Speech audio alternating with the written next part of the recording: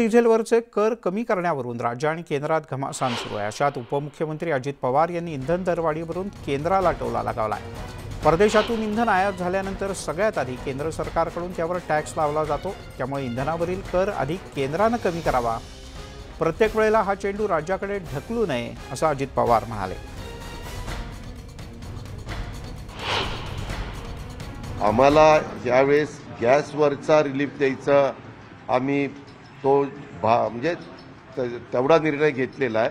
आणि बाकीच्या संदर्भामध्ये काय झालंय, पेट्रोलच्या बाबतीमध्ये मी पाहिलंय की पेट्रोल परदेशातनं आयात केल्यानंतर जो टॅक्स आहे त्यामध्ये केंद्र सरकारच्या टॅक्सपेक्षा थोडासा महाराष्ट्राचा टॅक्स जास्त आहे। त्याच्यात कदाचित चर्चा होऊ शकते की बाबा त्याच्यात काही आपल्याला मार्ग काढता येईल का। मोठ्या प्रमाणावर किमती वाढतायत आणि त्याच्यामुळं पेट्रोल डिझेलचे दर पण वाढतोय। आम्ही यावेळेसच्या अर्थसंकल्पामध्ये कुठलाही नवीन टॅक्स न लावता आपण गॅसवरचा टॅक्स कमी करण्याचा निर्णय घेतला। 13.5%वरचा 3%वर आणला।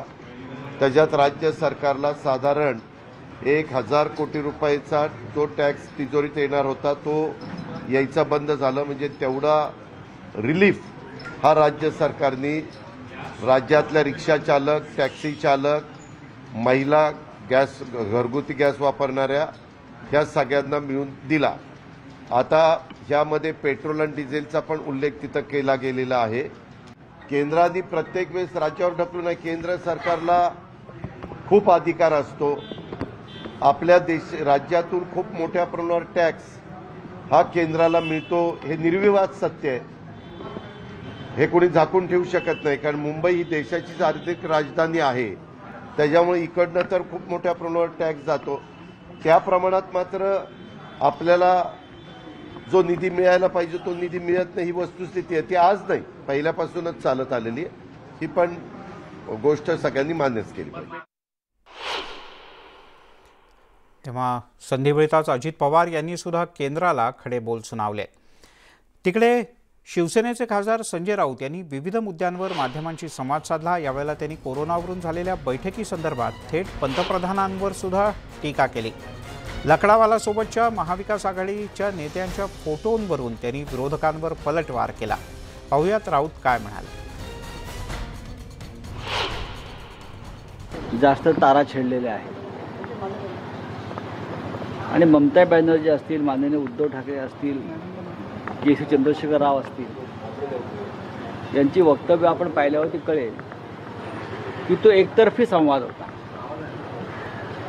एकतर्फी संवाद होता आणि बिगर भाजपा शासित राज्य आहे त्या मुख्यमंत्र्यांना टोमणे मारण्याचं काम जास्त झालं। प्रधानमंत्र्यांकडून अपेक्षा नाही। आणि काल व्हॅट संदर्भात सुद्धा जो विषय झाला, इंधन दरवाढी संदर्भात, तो विषय अनावश्यक होता असं सगळ्याच मुख्यमंत्र्यांचं म्हणणं आहे बिगर भाजपा शासित। मला कोणी आरोप केले माहीत नाहीये, महायुतीच्या नेत्यांचे अनेक असतील ना। प्रश्न कोणाबरोबर कोणाचे फोटो आहेत हा नसून संबंधित व्यक्तीबरोबर ज्याला ईडीने अटक केली होती 200 कोटीच्या मनी लॉन्ड्रिंग प्रकरणात, त्याच्याशी कोणाचे व्यवहार झालेले आहेत आणि त्यांना ईडीने चौकशीसाठी का बोलवलं नाही हा प्रश्न आहे। तपास कोणाचे कोणाबरोबर फोटो आहेत हा नसून आर्थिक व्यवहार कोणी केले मनी लॉन्ड्रिंगच्या आरोपाखाली अटकेत असलेल्या व्यक्तीबरोबर, या प्रश्नाचं उत्तर या लोकांनी द्यायला पाहिजे। पण सत्य बोललं की त्याच्यापासून पळ काढायचा, भूमिगत व्हायचं आणि दुसऱ्या विषयावरती लोकांना गुमराह करायचं, हे यांचं धोरण आहे। कोणीतरी अफवा पसरवत आहे। मला माहिती आहे काय घडणार होतं आणि काय घडणार आहे उद्यासुद्धा। कालचं बोलत नाही मी, उद्या काय घडणार आहे हे मला माहीत आहे।